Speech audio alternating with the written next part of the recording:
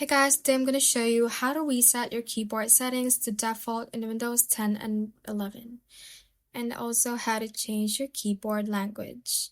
Now, if your keyboard seems to act weird or not inputting the right language, you have to keep on watching this video.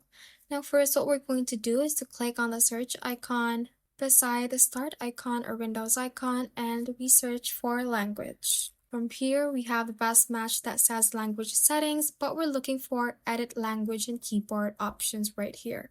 So click on it, and this window should pop up.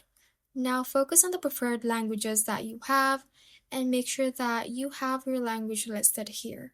If not, you can click on add a language and add your preferred language for your keyboard to be functional.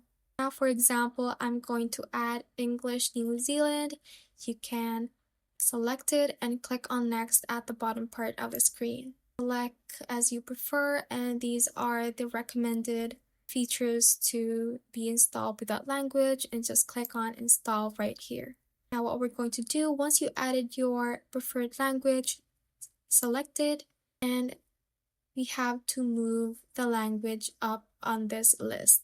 For example, you click on this arrow up icon, and your preferred language should be at the top of this list to make it as a primary language.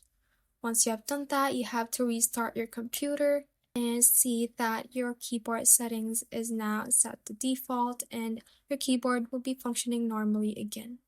And that is how you can basically reset keyboard settings to default in Windows 10 and 11. Thanks for watching, and if you found this useful, hit that like button and subscribe for more videos like this.